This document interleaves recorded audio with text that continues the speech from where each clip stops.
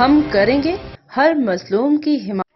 السلام علیکم، میں ہوں حرین فاطمہ اور آپ دیکھ رہے ہیں حمایتی نیوز HD چینل۔ نظر ڈالتے ہیں آج کی اہم خبروں پر۔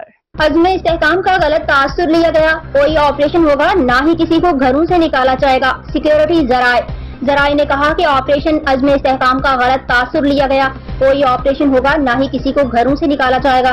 سیکیورٹی ذرائع نے بتایا کہ عزم استحکام کے تحت دہشت گردی کی روک تھام کے لیے کثیر الجہتی پالیسی ترتیب دی جائے گی اور منشیات اسمگلنگ کی روک تھام اور دہشت گردوں کو سزائیں دلوانے کے لیے مؤثر قانون سازی کی جائے گی۔ سیکیورٹی ذرائع کا کہنا ہے کہ دہشت گردوں کو منطقی انجام تک پہنچایا جائے گا۔ دہشت گرد خارج ہیں اور ان سے مذاکرات نہیں ہو سکتے۔ سیکیورٹی ذرائع کے مطابق اسمگلنگ اور منشیات کا پیسہ دہشت گردی میں استعمال ہو رہا ہے، اس کی روک تھام ضروری ہے۔